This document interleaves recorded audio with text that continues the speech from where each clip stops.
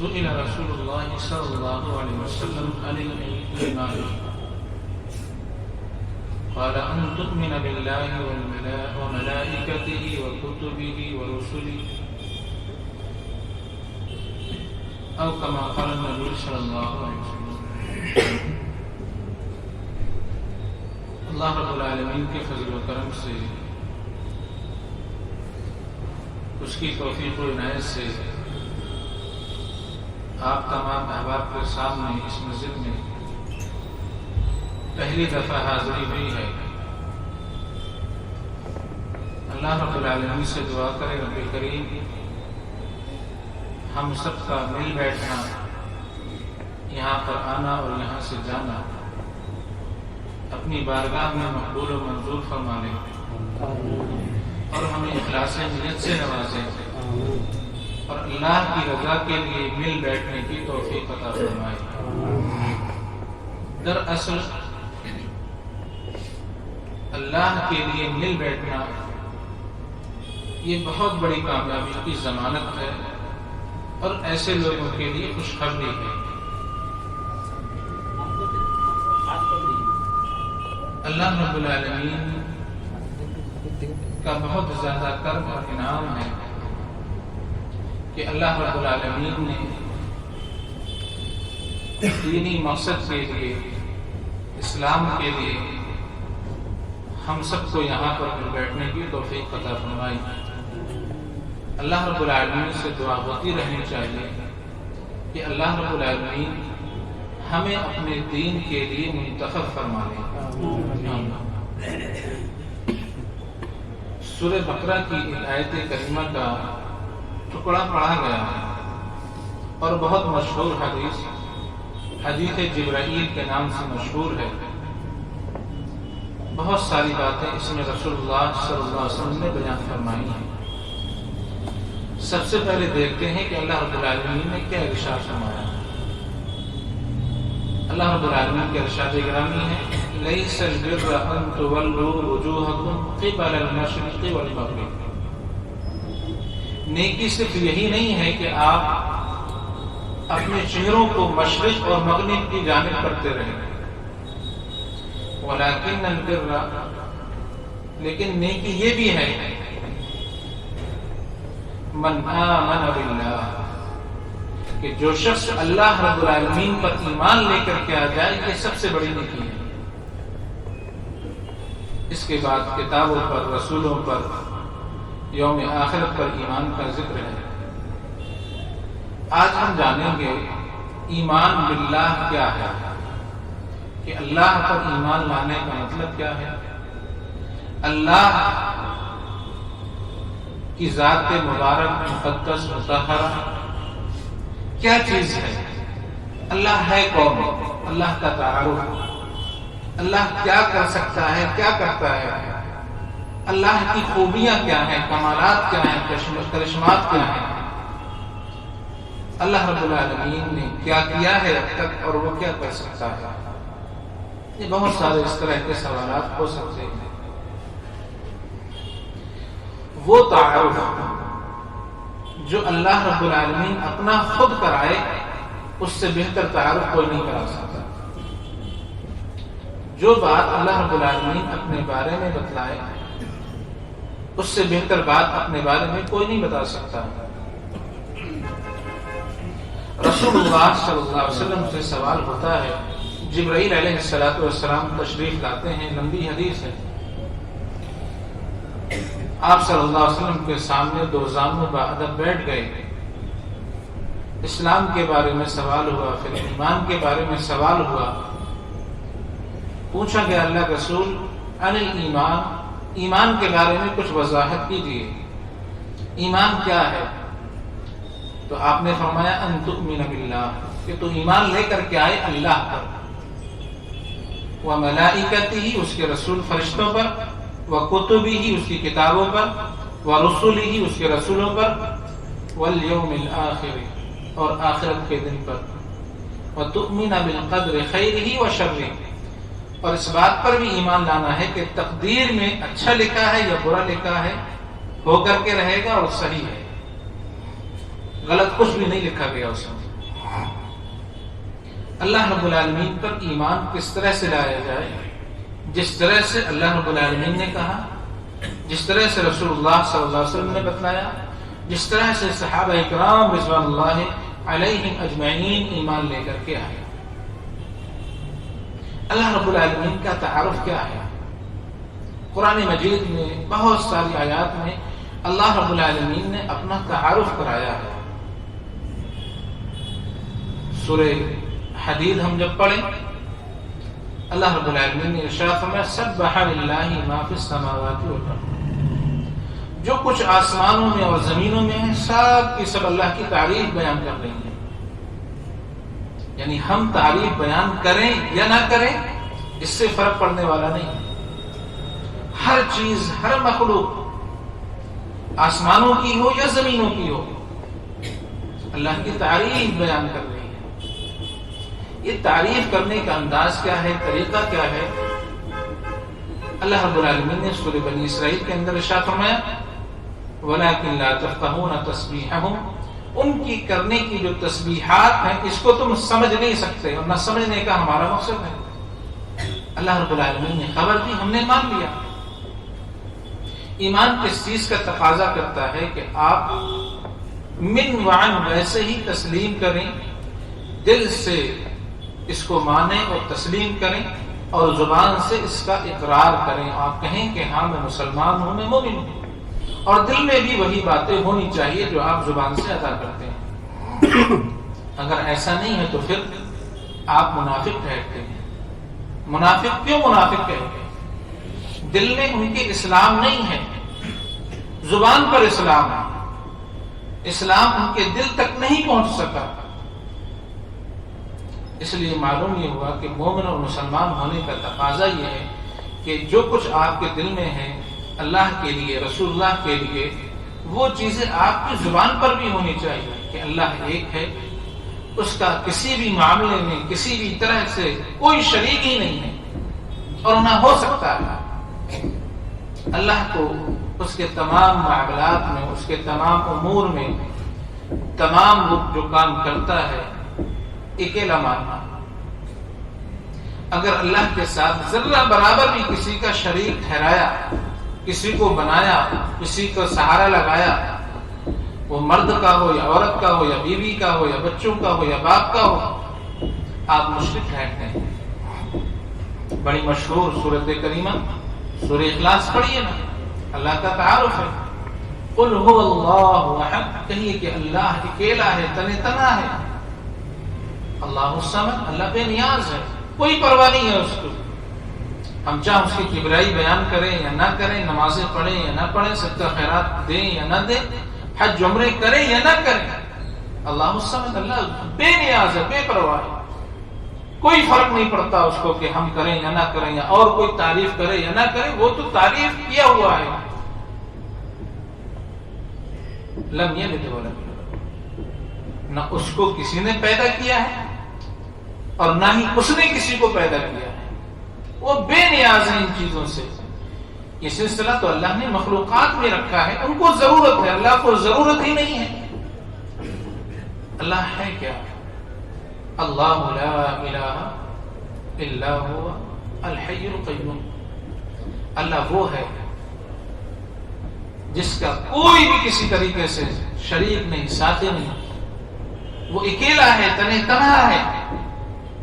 الحی القیوم، الحی وہ زندہ ہے، یعنی اللہ کوئی اس کو نعوذ باللہ موت نہیں آتی، نہ آ سکتی ہے، وہ زندہ ہے، زندگی دیتا ہے، زندگی اس کے اندر موجود ہے، وہ زندگی بخشتا ہے۔ اب دنیا کے معبود دیکھیں جن کو لوگوں نے رب بنایا ہے، کیا وہ زندہ ہیں؟ ایک وقت آیا ان کے اوپر موت آئی کہ نہیں آئی؟ ان کے ماننے والے بھی اس چیز کو تسلیم کرتے ہیں کہ یہ زندہ تھے، اور ایک مدت عمر گزارنے کے بعد ان کو موت آئی۔ تو گویا کہ جسے موت آ جائے وہ رب اور اللہ نہیں ہو سکتا۔ اس کو موت آ گئی وہ رب کیسے ہوگا؟ رب تو وہی ہے نا جسے موت نہیں آئے، جو زندگی دوسروں کو عنایت کرتا ہو۔ الحی القیوم، وہ زندہ ہے، جاوید ہے۔ طاقت و قوت کا مالک ہے، وہ دست قدرت رکھتا ہے، زبردست ہے، غالب ہے۔ اب دیکھو نا، اللہ رب العالمین نے اپنا تعارف خود کرایا، لا تأخذہ سنۃ ولا نوم، اس کو نیند نہیں آتی، اونگ نہیں آتی۔ ہم کچھ لمحے کے لیے سوتے ہیں نا، جتنے معبود ہیں آپ پوچھیں، کھاتے تھے، پیتے تھے، چلتے تھے، سوتے تھے، کاروبار کرتے تھے، تجارتیں کرتے تھے، لین دین کرتے تھے، اس کے علاوہ زندگی کی ضرورتیں ان کے لیے تھیں، اور اگر نیند کچھ دن نہ آئے تو کیا حشر ہوگا؟ یہی کہا جائے گا نا کہ اس کو دوا دو، پھر بھی نیند نہ آئے تو اس کو پاگل خانے بھرتی کر دو۔ ہم صحیح سالم لوگوں میں یہ زندگی گزارنے کے قابل نہیں رہتے، یعنی آدمی پاگل ہو جاتا ہے، اور نیند تو دور کی بات ہے، اسے اونگ بھی نہیں آتی، جو ہم آرام کے لیے کچھ سیکنڈ آنکھ میچتے ہیں اور ہوش نہیں ہوتا کہ کیا ہوا۔ اللہ رب العالمین کو یہ چیز بھی لاحق نہیں ہے۔ لہو ما فی السماوات والارض، جو کچھ بھی ہے آسمانوں میں، زمینوں میں، سب اس کا ہی ہے۔ وَلِلَّهِ مِيرَاثُ السَّمَاوَاتِ وَالْأَرْضِ، آسمان اور زمین کی ساری چیزوں کا وارث، اور یہ ساری چیزیں اللہ کی میراث ہیں۔ میراث کا مطلب کیا ہوتا ہے؟ میراث، وراثت کس کو کہتے ہیں؟ کہ ہمیں کوئی چیز کسی سے ملے۔ تو آسمان اور زمین میں جو خزانے ہیں وہ ہمیں کس سے مل رہے ہیں؟ اللہ سے، اور حقیقی مالک ان کا کون ہے؟ اللہ رب العالمین۔ یہ تو اللہ رب العالمین نے ہمیں عارضی طور پر عنایت فرمائی ہے۔ تو سورہ حدید میں اللہ رب العالمین نے اپنا تعارف کرایا، سبح للہ ما فی السماوات والارض وہو العزیز الحکیم، وہ غالب ہے، زبردست ہے، طاقت و قوت کا مالک ہے۔ لہو ما فی السماوات والارض، آسمان اور زمین میں جو کچھ بھی ہے وہ سب اس کا ہے۔ یحیی و یمیت، وہ زندگی بھی دیتا ہے اور موت بھی دیتا ہے۔ ابھی ہم نے پڑھا الحی القیوم، وہ زندہ جاوید ہے اور طاقت و قوت کا مالک ہے، قائم ہے۔ یہاں پر بھی یحیی، وہ زندگی بھی دیتا ہے، زندگیوں کا مالک ہے۔ ہماری زندگیوں کا مالک کون ہے؟ اللہ رب العالمین۔ دنیا کے جتنے بھی رب ہیں، کیا کسی نے دعویٰ کیا کہ وہ موت اور زندگی دیتا ہے؟ نہیں ہو سکا نا ایسا۔ یحیی و یمیت، زندگی اور موت کا وہی مالک ہے، اس کے علاوہ کوئی دوسرا ہے ہی نہیں۔ اللہ اکبر۔ جب ہم سورہ بقرہ پڑھتے ہیں تو ایک سرفراہ بادشاہ ہوا تھا نا، نمرود، اس نے کہا ابراہیم تیرے رب کا تعارف کیا ہے، تیرا رب کیا کرتا ہے، کیا کمالات ہیں، اپنے رب کا تعارف کراؤ۔ آج مجھ سے اور آپ سے پوچھا جائے تم جس اللہ کو مانتے ہو وہ ہے کون؟ کیا جواب ہے ہمارے پاس؟ کوئی بھی پوچھ سکتا ہے نا ہم سے کہ اللہ کو جس کو تم مانتے ہو اس کا تعارف کراؤ، انٹروڈکشن دو، وہ ہے کون، کیا کرتا ہے، کیا کرتا ہے، کیا کر سکتا ہے؟ امید یہ ہے کہ اکثر کے پاس اس کا جواب نہیں ہوگا، اور یہ سوال جب اس کی ویڈیو بن جائے اور ہم سے جب پوچھا جائے تو ہمارے اوپر اتنی شرمندگی لوگ ڈالیں گے، ذلت اور رسوائی ہمارے مقدر کریں گے۔ یہ مسلمان ہیں، اللہ کو پوچھتے ہیں، اللہ کو مانتے ہیں، اور پتہ ہی نہیں کہ اللہ کیا ہے۔ لہذا اس لیے مسلمان ہونے کے بعد سب سے پہلے جس چیز کا جاننا اور ماننا ضروری ہے وہ ہوتا ہے توحید۔ اعمال میں کمی اور کوتاہی یہ اللہ درگزر کرتے ہیں، لیکن توحید میں کمی آ گئی تو پھر خیر نہیں ہے۔ یحیی و یمیت، اللہ رب العالمین زندگی بھی دیتا ہے، موت بھی دیتا ہے۔ ابراہیم علیہ السلام نے نمرود سے کہا میرا رب وہ ہے جو زندگی بھی دیتا ہے، موت بھی دیتا ہے۔ کہنے لگا یہ کون سا بڑا کمال ہے، یہ کام تو میں بھی کر سکتا ہوں۔ ایک بیچارہ معصوم جس کا کوئی گناہ نہیں، اس کو بلایا، اس کو قتل کر دیا، جو مجرم تھا، گنہگار تھا، اس کو آزاد کر دیا، یہ کون سی بات ہے؟ زندگی تو میں نے دی نا، جو مجرم تھا، جو مرنے والا تھا، اس سے کہا تو آزاد ہے، جو زندہ تھا اسے قتل کر دیا کہ تو یہ مر گیا۔ آج بھی یہی چیز ہے۔ بہت سارے لوگ اعتراض کرتے ہیں کہ اللہ رب العالمین کی مرضی کے بغیر پتہ نہیں ہلتا، چلو میں نے پیڑ ہلا دیا، چلو میں نے اس کو مار دیا، میں نے اس کو یہ کر دیا۔ گویا کہ یہ نمرودی نسل ہے، بے وقوفوں کی ٹیم ہے، ٹولہ ہے، جنہیں سمجھ ہی نہیں ہے۔ ابراہیم علیہ السلام کو اللہ نے شعور اور سمجھ دی کہ یہ ایسے نہیں مانے گا۔ کہا میرا رب وہ ہے جو سورج کو کہاں سے نکالتا ہے؟ پورب سے، مشرق سے، اور کہاں جا کے غروب ہوتا ہے؟ مغرب میں، پچھم میں۔ تو بھی اگر رب ہے، یا تو جن کو پوجتا ہے، دنیا جن کو پوجتی ہے، آج بھی بہت سارے معبود ہیں، ان سب کو اللہ کا یہ قیامت تک کے لیے چیلنج ہے۔ میرا رب یہ ہے کہ سورج پورب سے نکلتا ہے اور پچھم میں، مغرب میں ڈوب جاتا ہے، غروب ہوتا ہے۔ تم جن کو رب مانتے ہو سارے اکٹھے ہو جاؤ اور کوشش کرو کہ یہ سورج پورب میں نہ ڈوبے، یہ سورج پچھم سے، یہ سورج پورب سے نہ نکلے اور پچھم میں نہ ڈوبے۔ ایسا کرو کہ سورج کو کل صبح سے یا جب ٹائم ہو تمہارے پاس، اس سورج کو مغرب سے، پچھم سے نکالو اور پھر پورب میں لا کر کے اس کو ڈبو دو۔ کیا ممکن ہے دنیا کے معبودوں کے پاس؟ ایسا کر سکتے ہیں؟ چلو یہ نہیں مانتے، ان کو سمجھ نہیں آتی، ان کو اختیار نہیں ہے، ایسا کرتے ہیں نا، سائنس ہے نا تمہارے پاس، ٹیکنالوجی ہے نا، ساری چیزیں موجود ہیں، ایک ملک نہیں ساری دنیا کے ملک مل کر کے ٹیکنالوجی بناؤ کہ اللہ نے جو نظام دیا ہے اس کی خلاف ورزی کر لو۔ سورج کہاں سے نکالو؟ پچھم سے نکالو، مغرب سے نہ۔ چلو ہم غلط ہیں، مان لیتے ہیں آپ کے کہنے کے مطابق، اللہ کا ایک نظام صدیوں سے چلا آ رہا ہے، عمریں گزر گئی، اس نظام کی خلاف ورزی کر لو، ہم تمہارے ساتھ ہیں، کوئی مشکل تو نہیں ہے نا۔ ٹیکنالوجی بھی آ گئی، دنیا کی طاقتیں بھی آ گئی، دنیا کے معبود بھی آ گئے، رب بھی آ گئے، سارے کے سارے اکٹھے ہو جاؤ اور اللہ کے اس ایک نظام کی خلاف ورزی کر کے دکھا دو۔ کیا ممکن ہے؟ قیامت تک ممکن نہیں۔ اللہ نے ان کی حقیقت کو بیان فرمایا۔ جو کھجور ہم کھاتے ہیں اس میں کیا ہوتی ہے؟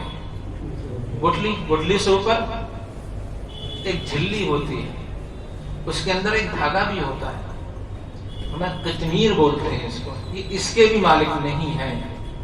اس سے بڑی بے بسی کیا ہوگی کہ جس کو میں مشکل کشا، حاجت روا، اولاد دینے والا، کاروبار میں نفع اور نقصان کا مالک سمجھوں، وہ اتنی حقیر چیز جو کھجور کی جھلی اور دھاگا ہے اس کے بھی مالک نہیں ہے، میری قسمتوں کے مالک کیسے ہو گئے؟ میری بجلی بنانے والے کیسے ہو گئے؟ مجھے اولاد دینے والے کیسے ہو گئے؟ مجھے نفع نقصان کے مالک کیسے ہو گئے؟ چلو یہ دور کی بات ہے، اس کو بھی تھوڑا سا سائڈ میں رکھتے ہیں۔ ان کے آگے جو نظر و نیاز، جو پرساد حاضر ہوتا ہے، کیا فرمایا اللہ تعالیٰ نے؟ اگر مکھی چھین کر کے لے جائے اس کو واپس نہیں لا سکتے، یعنی جس کے وہ مالک بنائے گئے اس پر بھی ان کو اختیار نہیں ہے، تو زندگی اور موت کے مالک کیسے ہو جائیں؟ اور اللہ رب العالمین تمام چیزوں پر مکمل اختیار رکھتا ہے۔ اللہ رب العالمین نے پھر اپنا تعارف کرایا، هو الاول والآخر والظاہر والباطن۔ اگر پوچھا جائے اللہ رب العالمین کب سے ہے، کب تک رہے گا، تو فرمایا هو الاول، وہی سب سے پہلے ہے، اس سے پہلے کچھ ہے ہی نہیں، یعنی سورج، چاند، زمین، آسمان، ستارے، ہوا، پانی، یہ سب کچھ اللہ رب العالمین نے بعد میں پیدا کیے، اس سے پہلے کچھ نہیں ہے۔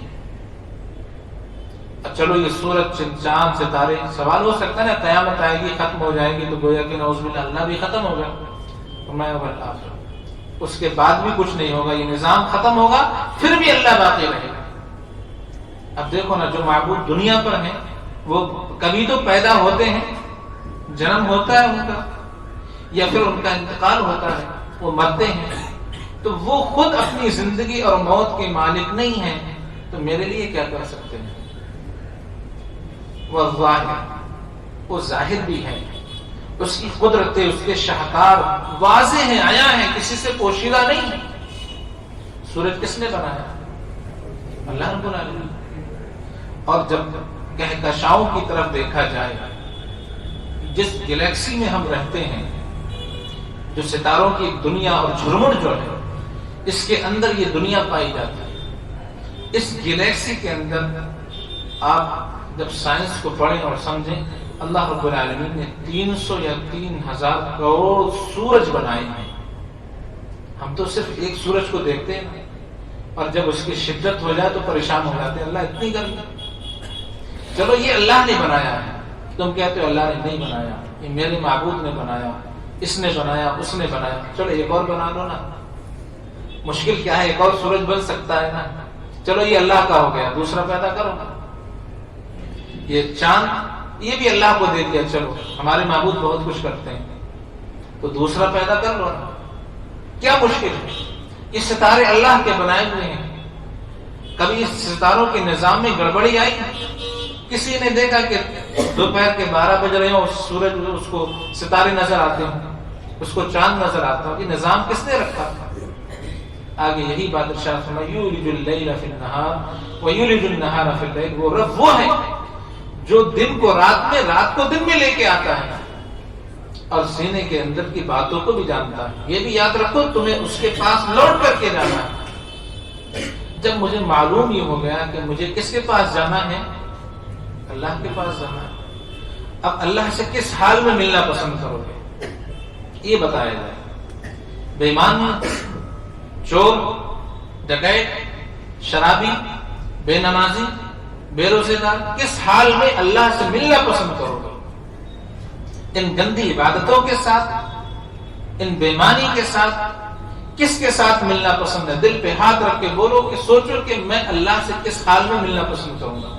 اس حال میں ملوں کہ میرا رب مجھ سے ملاقات کرے، میں اپنے رب سے ملاقات کروں تو میرا رب خوش ہو جائے، یا اس حال میں کہ میرا رب مجھے دیکھے اور غضبناک ہو جائے، میرا رب مجھے دیکھے اور میرے لیے سزا کا فرمان جاری کر دے، بندے میں نے تجھے زندگی دی تھی، تو صحیح گزار کے نہیں آیا، ایسے نہیں گزار کے آیا جیسی میں نے کہا تھا، جو مجھے پسند تھی، میں نے تجھے احکامات دیے تھے، رسول بھیجے تھے سمجھانے کے لیے، رسول آئے تھے اور وہ بھی میری طرف بلاتے تھے، تم نے کیا کیا رسولوں کے ساتھ؟ تم نے تو کہا میری مرضی ہے، جب چاہوں گا اٹھوں گا، جب چاہوں گا سوؤں گا، جو چاہوں گا کھاؤں گا، جیسے چاہوں گا کھاؤں گا، جب مرضی آئے گی وہ کام کروں گا۔ تو یہ تو اللہ کے بندوں کی پہچان نہیں ہے نا، یہ مسلمان ہونے کی شان نہیں، یہ ایمان والے لوگوں کی شان نہیں ہے۔ ایمان کا مطلب یہی ہے کہ ہم اپنی گردنوں کو اللہ کی رضا کے آگے جھکا دیں۔ اب اٹھیں گے جب جب اللہ کا حکم ہوگا، سوئیں گے جب جب فرمان مصطفیٰ کا حکم ہوگا، کھائیں گے وہ جو رب نے حکم دیا، جس کی طلب کہی، جس کے تلاش کرنے کا حکم دیا۔ آپ بازار میں جاتے ہیں، ساری چیزیں کھانے کی لینے، باقی چیزیں چھوڑیں، اچھی، گھٹیا اور رذیل اور گندی ہارتی کوالٹی کی بھی بک رہی ہے۔ آپ سے کہا جائے یہ پھل ہے، دونوں اچھے پھل رکھے ہوئے ہیں اور برے بھی پھل رکھے ہوئے ہیں۔ آپ دیکھیں جانور، اس کو تمیز ہے، اچھا بھی وہ کھائے گا، برا بھی کھائے گا، کیڑے پیڑے ہوں گے وہ بھی وہ کھا لے گا، لیکن اللہ نے ہمیں پسند فرمایا، ہمیں عقل دی، شعور دیا، کون سا کھانا پسند کریں گے؟ اچھا کھائیں گے نا، گندا کیوں نہیں کھائیں گے؟ اللہ نے کھانے کا حکم دیا ہے تو کھاؤ نا، اچھا بھی کھاؤ برا بھی کھاؤ۔ یا آپ کو برا پیش کیا جائے، اچھا آپ سے دور رکھا جائے تو کتنا کھا لو گے؟ جس کے اندر کیڑے پڑ گئے ہوں وہ کتنا کھا لو گے؟ جب ہم دنیاوی اعتبار سے اس چیز کا اتنا خیال رکھتے ہیں کہ ہر کھانا، ہر پھل نہیں کھا سکتے، تو اللہ نے ہمیں بنایا وہ کیسے ہمارے لیے پسند کرے گا کہ ہم ہر چیز کھا لیں؟ اس نے حکم دیا نا کہ اللہ اکبر، رسولوں کو بھی حکم ہے، یا ایھا الرسل کلوا من الطیبات واعملوا صالحا، اے رسولو، ہم نے رسولوں کو حکم دیا پاک کھاؤ، حلال کھاؤ اور کھانے کے ساتھ نیک اعمال کرو۔ تو اللہ کیسے ہمیں پسند کرے گا کہ ہم گندا کھانا کھا کر کے اس سے ملاقات کریں؟ اور پھر ہمارا پھر حشر کیا ہوگا اگر ہم ملاقات بھی کر لیں؟ کیا ہوگا ہمارے ساتھ؟ اگر ہم گندا کھانا کھا کر کے، جسے ہم اپنی زبان میں حرام کہتے ہیں، اللہ سے ملاقات کریں تو کیا ہوگا؟ حدیث مبارک صلی اللہ علیہ وسلم میں آتا ہے، ایسا جسم جس کی پرورش حرام مال سے ہو، جہنم میں جانے کا مستحق ہے، جنت میں نہیں جا سکتا۔ گویا کہ پھر ہم سیدھے کھلے طور پر جہنم میں جانے کی تیاری میں لگے ہیں، اور نیت ہے جنت پانے کی، تو جنت تو ایسے نہیں ملے گی نا، جیسے ہم پانا چاہیں جنت ویسے ملے گی، جیسے رب العالمین نے جو طریقہ بتایا ہے اس پہ چل کر کے جنت ملے گی، اس کی مخالفت میں جنت نہیں مل سکتی۔ جب ہمیں اللہ کی طرف جانا ہے تو کیسے ملو گے؟ کہ میری مرضی تھی، اللہ تو نے مجھے بنا دیا، مجھے چھوڑ دیا، میں جیسے چاہتا کماتا کھاتا، میری مرضی تھی نا۔ جس طرح سے ایک پھل کی میں نے مثال دی کہ یہاں ہم کھانے پینے میں اپنی مرضی استعمال نہیں کرتے کہ جو ہمیں دیا جائے ہر ایک نہیں کھاتے، یہاں تو پھر ہم کہتے ہیں نہیں خراب نہیں کھا سکتا۔ اللہ رب العالمین نے اپنا تعارف کرایا، هو الذی خلق السماوات والارض، وہی ذات ہے جس نے آسمان اور زمینوں کو پیدا کر دیا۔ کتنے دنوں میں؟ ایک جگہ ارشاد فرمایا فی ستۃ ایام، 6 دنوں میں۔ پھر فرمایا ثم استوى علی العرش، پھر عرش پر مستوی ہو گیا، قرار پکڑ لیا، ٹھہر گیا۔ ایک علم اللہ نے دیا، آسمان اور زمین کا پیدا کرنے والا اللہ رب العالمین ہے، اس کے علاوہ کوئی بھی دنیا کا رب دعویٰ نہیں کر سکتا۔ اس کی پیدائش کو اللہ نے دن کے ساتھ جوڑ دیا، کتنے دن لگائے؟ 6 دن۔ اللہ تو ان کے ساتھ بھی پیدا کر سکتا ہے نا یہ چیزیں، لیکن اس نے ایسا نہیں کیا۔ کیوں نہیں کیا؟ اس لیے کہ اس دنیا کے اندر ہمیں آنا تھا، اور ہمیں اللہ رب العالمین نے یہ پیغام دیا، اس دنیا میں محنت کرنا پڑے گی، کن کے ساتھ کچھ بھی نہیں ملے گا۔ اس دنیا سے جب تمہارا تعلق ختم ہوگا، پھر وہاں پر کن تو دور کی بات ہے، تمہارے من میں جو خیال آئے گا وہ ہم حاضر کر دیں گے۔ یعنی جنت میں پہنچو گے، خالی خواہش ہوگی اللہ یہ چیز چاہیے، حاضر ہے۔ ابھی کچھ کہا بھی نہیں، اللہ من کے مطابق وہ چیزیں عنایت کر دے گا۔ لیکن اس دنیا میں جب زندگی گزارو گے تو یہاں محنت بھی کرنا پڑے گی، مشقت بھی کرنا پڑے گی، اور کسی کام کے لیے وقت بھی لگے گا، اور وہ یہ 6-7 دنوں سے باہر نہیں ہوگا، لوٹ پھر کے یہی ایام گزرتے فی ستۃ ایام، 6 دن لگائے اللہ نے۔ کیوں؟ اس لیے کہ ہم یہاں پر محنت کریں، مشقت کریں، کوششیں کریں، اور وقت کا انتظار کریں، پھر جا کر کے کامیابی ملتی ہے۔ یہاں پر معاملات ان کی طرح سے نہیں ہو سکتے۔ اللہ رب العالمین نے اپنی قدرت کے شاہکار رکھے ہیں، اس نے نشانیاں رکھی ہیں، اس نے ہماری زندگی کو وجود رکھا ہے۔ فرمایا وفی انفسکم افلا تبصرون، دور مت جاؤ، ہم نے تمہارے اس 5 اور 6 فٹ جسم کے اندر اپنی نشانیاں رکھی ہیں، کیا تم دیکھتے نہیں ہو؟ سمجھ نہیں آتی؟ اللہ رب العالمین کا ارشاد ہے سورہ احزاب جب ہم پڑھتے ہیں کہ اللہ رب العالمین نے کسی بھی انسان کے لیے اس کے جسم میں 2 دل نہیں بنائے ہیں۔ دل کتنے ہیں؟ ایک ہی، 2 فٹ کر سکتے ہیں۔ ایک دل بیمار ہو جائے، اس میں کولیسٹرول ہو جائے، چربی ہو جائے، اٹیک کا مسئلہ ہو تو بدل کر کے دوسرا سائڈ میں لگا لیں، کتنے دن جی لیں گے؟ کام چل سکتا ہے۔ سائنس ہے نا، ٹیکنالوجی۔ اللہ کی شان دیکھو کہ اس نے صرف ایک جسم کا حصہ جس کے بارے میں دل کے بارے میں کہا کہ 2 نہیں رکھے، رکھ سکتے ہیں نا، ٹیکنالوجی ہمارے پاس ہے۔ اللہ نے دل کا ہی ذکر کیوں کیا؟ ہاتھ جب کہ ہم لگا سکتے ہیں، پیر بھی لگا سکتے ہیں ڈپلیکیٹ، جب سے ہم بدنما لگے، آنکھ بھی آپ باہر سیٹ کر سکتے ہیں، کان کا بھی نظام کر سکتے ہیں، گردن ڈپلیکیٹ پیچھے لگا سکتے ہیں، لیکن دل اللہ نے بہت ہی بہترین ہمارے جسم کا حصہ بنایا ہے۔ اس کی بڑی اہمیت ہے۔ یہ جب درست ہو گیا تو سارے اعمال درست ہوں گے۔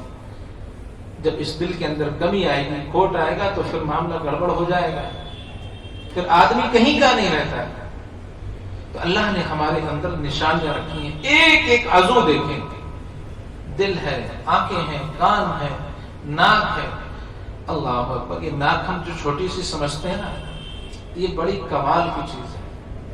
ہمارے لیے تو ناک ہے، اس کی اہمیت کا ہمیں اندازہ نہیں ہے، لیکن جب اس کو سائنس کے اعتبار سے، ڈاکٹری اور طب کے اعتبار سے پڑھتے ہیں تو پھر سبحان اللہ کے علاوہ پھر کچھ نہیں نکلتا۔ اللہ یہ اتنی باریک چیز ہے، یہ ناک کا حصہ، یہ اوپر کا، یہ بڑا حساس ہوتا ہے، بڑی تیزی سے خوشبو اور بدبو محسوس کرتا ہے۔ یہ کس کا کمال ہے؟ پہلی چیز یہاں ٹکراتی ہے، پھر اندر جاتی ہے، اور اس کے ذریعے سے ہمارے جسم کے اندر بیماریاں بھی پیدا ہوتی ہیں، اور وہ بیماریاں ٹھیک بھی ہوتی ہیں۔ خوشبو اور بدبو سے بیماریاں پیدا ہوتی ہیں اور پھر ٹھیک بھی ہوتی ہیں۔ اللہ ایک ایک باریک چیز، یہ بال دیکھ لو، بال جب ٹوٹ جائے تو کتنی کوشش سے جوڑ سکتے ہو؟ نہیں جوڑ سکتے نا. آج تو اس کی مصنوعی چیزیں ہم نے بنا لی، لیکن وہ جو قدرتی چیز ہے اس میں وہ بات نہیں آ سکتی. لہذا اللہ رب العالمین کے کمالات، اس کے کرشمات، اس کا تعارف یہ ہے کہ میرا رب زندہ ہے، وہ زندگی دیتا ہے، وہ قائم ہے، قیوم ہے، اس کا وجود ہے، اور پھر وہ دوسروں کو زندگی اور وجود بخشتا ہے.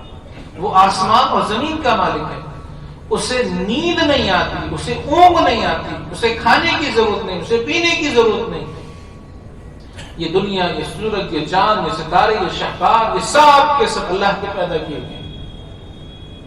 اور خود میرا اپنا وجود بھی اللہ رب العالمین کی عنایت ہے. اس کا اگر فضل نہ ہو تو پھر ہم صحیح سلامت بھی پیدا نہ ہو سکے، ہمارا نظام پیدائش کا بگڑ جاتا ہے. لہذا اگر مجھ سے اور آپ سے سوال ہو کہ اللہ رب العالمین کیا ہے، وہ تنہا ہے، اکیلا ہے، اس کا ثانی کوئی نہیں. ہماری عبادت کرنے اور نہ کرنے سے اس کے اوپر، اس کی ذات کے اوپر نہ اضافہ ہو سکتا ہے، نہ کمی آ سکتی ہے اس کی تعریفوں میں. آسمان اور زمین میں جتنی مخلوقات ہیں ساری کی ساری اللہ کی تعریفیں بیان کر رہی ہیں، اس کی کبریائی بڑائی بیان کر رہی ہیں، اس کی تحمید اور تحلیل بیان کر رہے ہیں، گرچہ وہ چیزیں ہماری سمجھ سے باہر ہیں. اللہ رب العالمین کا تعارف یہ ہے کہ ہر چیز کا وہ مالک بھی ہے اور ہر چیز اس کے علم میں ہے، اس سے باہر نہیں ہے. اور ہمارا عقیدہ یہ ہے کہ رب العالمین کی طرف لوٹ کر کے جانا ہے. تو اب جانا اللہ سے ہے، ملنا اللہ سے ہے، تو کس حال میں ملیں گے یہ اب ہمیں اختیار دیا، اما شاکرا و اما کفورا. یا تو اللہ کے فرما بردار بندے بن کر کے آ جانا، زندگی گزار لینا، یا نافرمانی کے ساتھ اپنی زندگیاں گزار کر کے اللہ سے اس حال میں ملنا کہ اللہ رب العالمین ناراض ہو. کس حال میں ملنا ہمیں پسند ہے، یہ اختیار ہمیں دے دیا. اللہ رب العالمین سے دعا کریں رب کریم ہمیں صحیح معنوں میں عقیدہ توحید اپنانے کی توفیق عطا فرمائے. اللہ رب العالمین ہمیں صحیح معنوں میں اپنے اوپر ایمان لانے کی توفیق عطا فرمائے. رب العالمین سے دعا کریں جو باتیں بیان ہوئی ہیں اللہ رب العالمین ان پر عمل کرنے کی توفیق عطا فرمائے. جو بیمار ہیں اللہ رب العالمین انہیں شفا عاجلہ کاملہ کلی عطا فرمائے. جب تک زندہ رکھے، ایمان اسلام پر زندہ رکھے، خاتمہ ہو تو توحید پر ہو. جہاں کہیں بھی مسلمان یا پوری دنیا میں لوگ پریشان ہیں اللہ رب العالمین ان سب کی غیبی مدد فرمائے، انہیں صبر اور شکر کی توفیق عطا فرمائے. اللہ رب العالمین سے دعا کریں رب کریم ہمیں ہمارے اوپر اپنا خصوصی فضل و کرم نازل فرما، ہمیں اطاعت گزار فرما بردار بندہ بنا دے، دین کا ہم سے کام لے دے، دین کے لیے ہمیں منتخب فرما دے. آمین. تقبل یا رب العالمین.